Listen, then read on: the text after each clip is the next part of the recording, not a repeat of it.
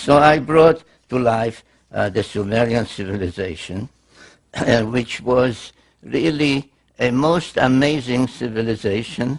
It blossomed out in what is now southern Iraq,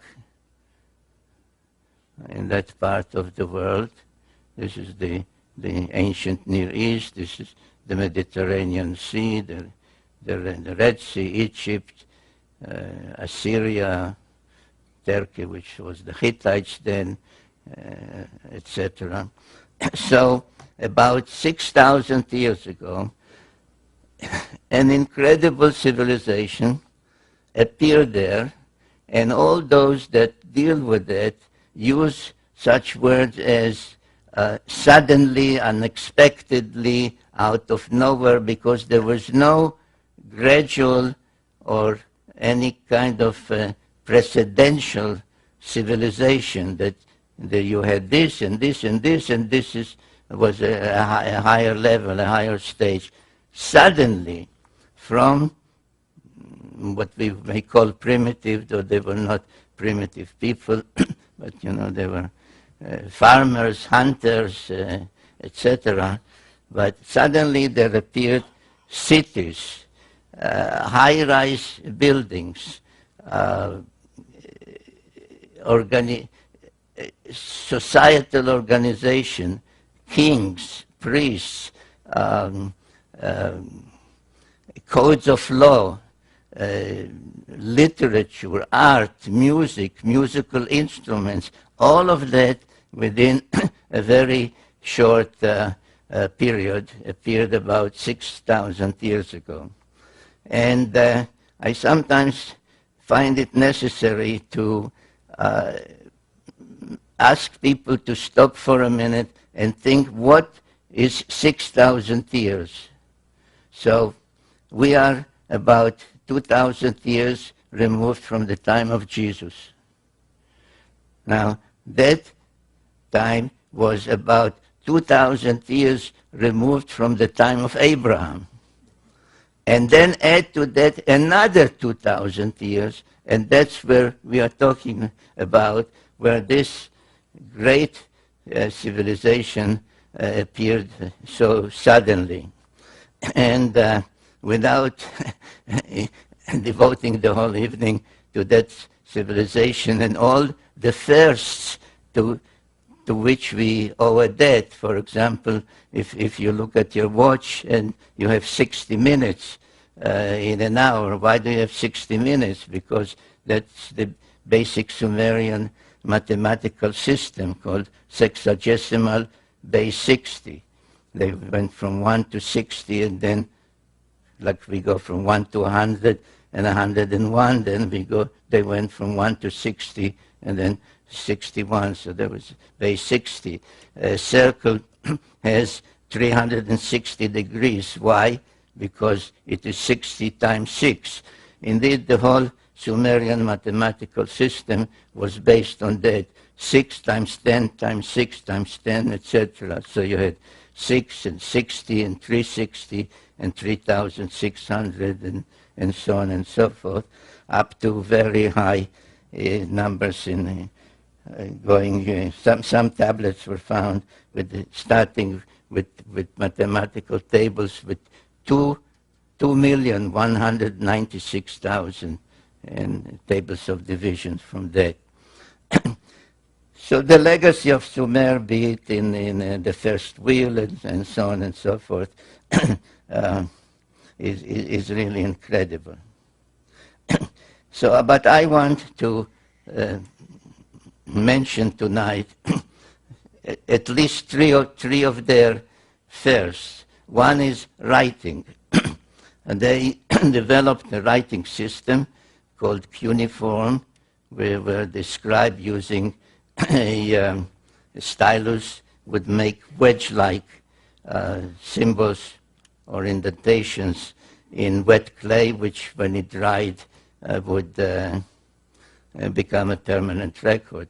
I don't have a sample of a tablet with me, but let's say that this is a clay tablet, and I once held up a copy of my book not this one, this DVD, and I said, which one of the two do you think would last another 1,000 years?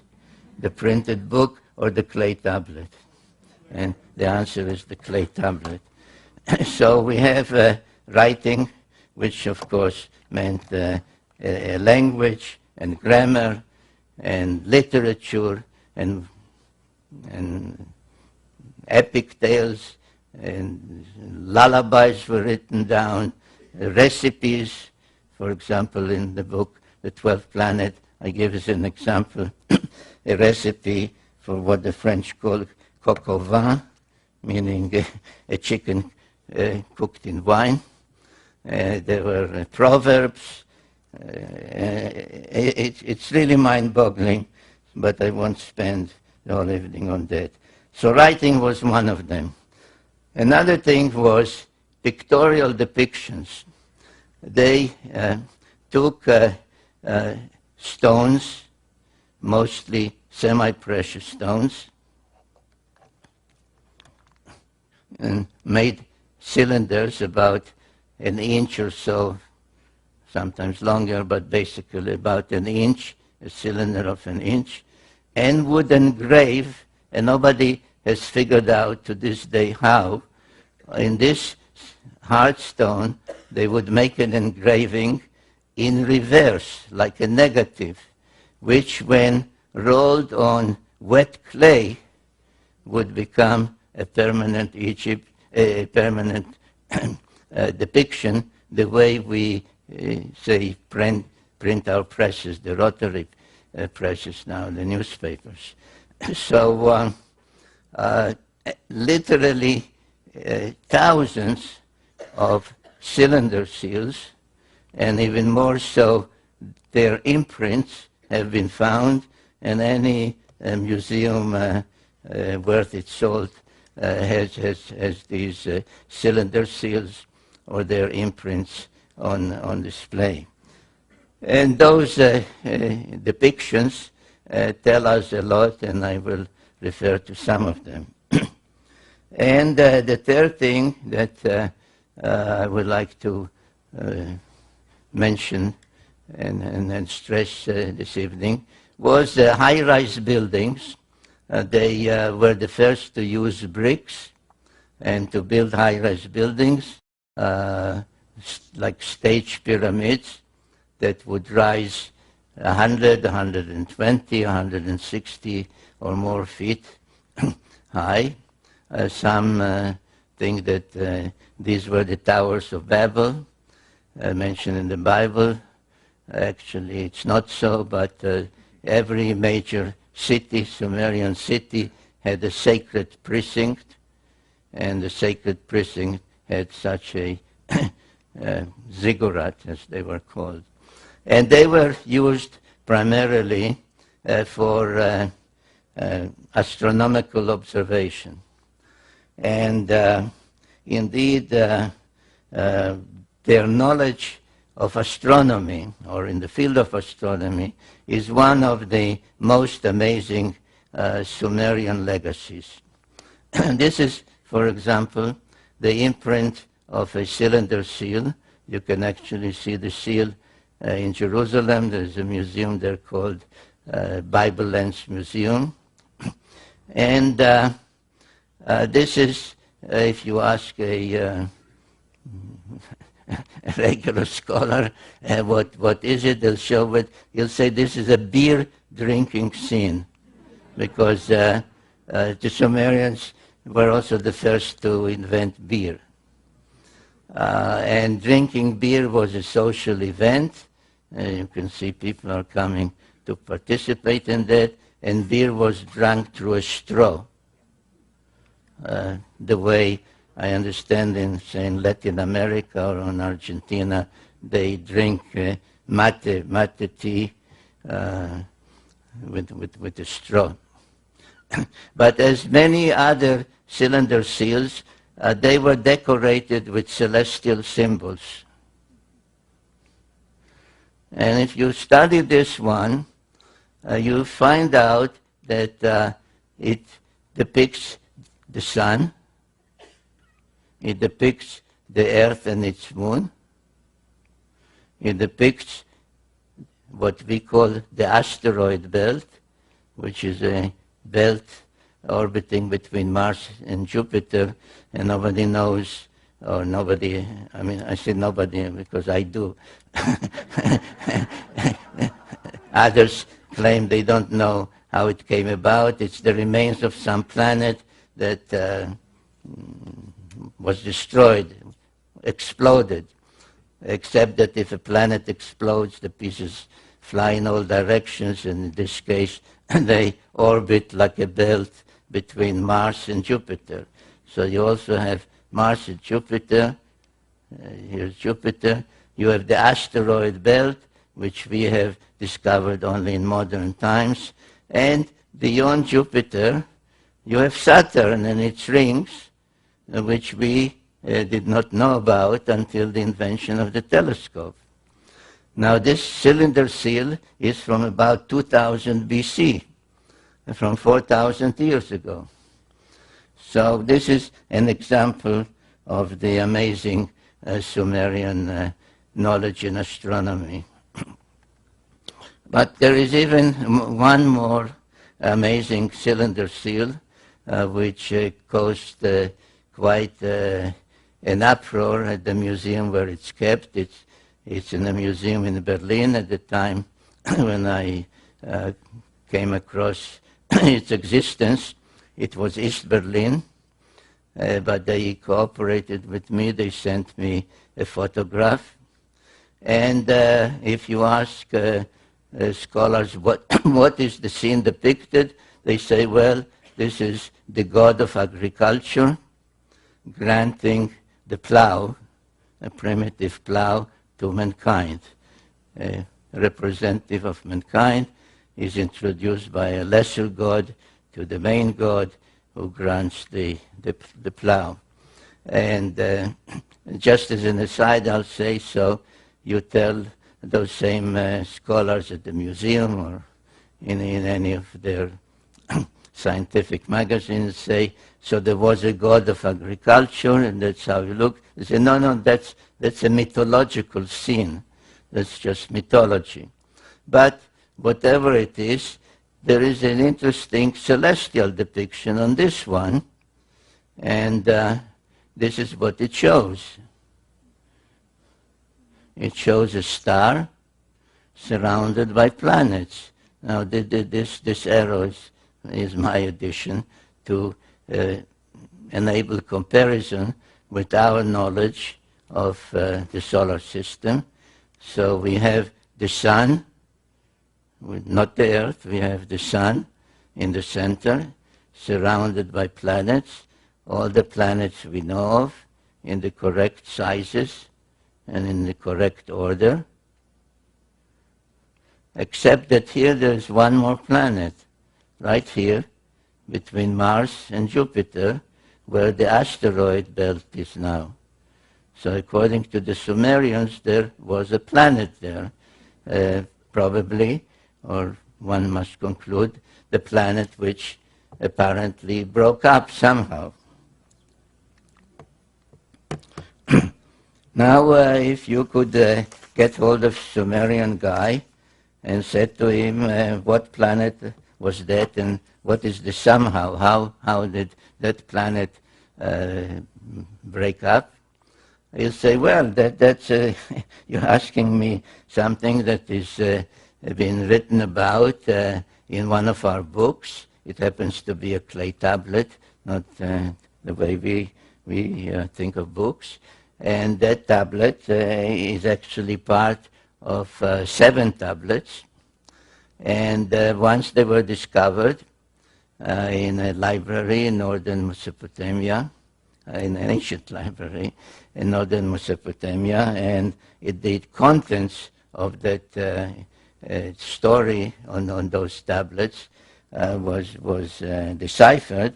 They have since been referred as the 7 tablets of creation, paralleling the biblical tale of the 7 days of creation, 6 days of actual creation, and then 1 day in praise of the Creator. So this is one of the tablets, I think the fourth one out of the seven, known as the Epic of Creation, or sometimes known by its opening lines, which is how the Sumerians used to name their epic tales or their tablets in library catalogs, because they were actually set in libraries, and on each shelf there was a tablet that listed all the texts that are on that particular shelf, like a catalog tablet. So no, it's not sometimes known by its opening words, Enuma Elish. Now, what does the Enuma Elish say? The Enuma Elish tells the story how the Earth came to be, how our moon came to be, how that extra planet came to be, and indeed how the whole solar system came to be. And I devote in the 12th planet, and then in another book, Genesis Revisited, chapter after chapter to explaining this epic of creation. But I'll just give you now the the gist of it in a couple of minutes. And they say that once the solar system began to coalesce, the way our modern scientists say, around our sun, and the various planets began to form, an invader, another planet, thrust out of some other solar system, passed near ours, but as it passed near our solar system, it began to be pulled in by the gravitational pull of all those other planets and changed course. Now you will notice an interesting thing, that while all the other planets rotate in one direction, which is counterclockwise, as we say, this one orbits in the opposite direction, which, being unusual, is called retrograde. But as it was drawn in the opposite direction, inevitably it collided with one of the olden planets in our solar system, which in the Enuma Elish text is called Tiamat. And this planet, the invader, which later was named Nibiru, acquired various satellites or moons as it was passing by the other planets. Tiamat, which is treated as a female celestial entity, had 11 satellites, one of them quite large, unusually large, called in the tale Kingo. And when the clash finally occurred, it referred to in those texts as the celestial battle. Tiamat was hit twice, actually. This is just one of the drawings from my books. Was hit by some of the moons, the satellites of the invader, and was broken up. Half of it became bits and pieces, the asteroid belt, which those texts and the Bible in chapter 1 of Genesis refers to as the hammered bracelet, because it orbits like a bracelet around the sun. And the other half was thrust into another orbit, carrying with it Tiamat's largest moon to become our planet Earth and its satellite, the moon, an unusually large one as things go in our solar system. Now, without spending time this evening on the subject, but it's in my various other books. For example, you know what modern science says about our planet Earth. that all the continents used to be on one side. On the other side was just a huge cavity that was filled with water, and it's still called the Pacific Ocean.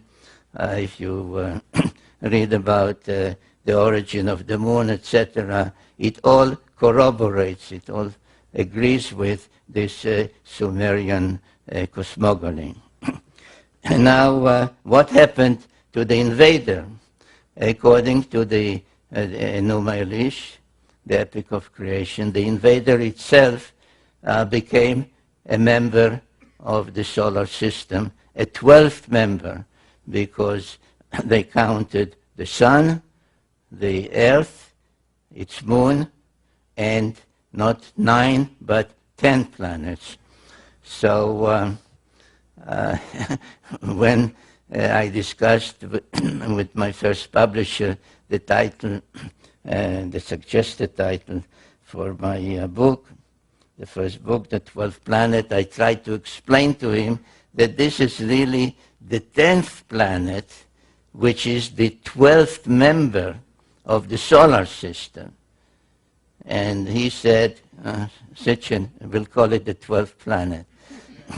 So it is known as the 12th planet, though it is in reality the 10th planet.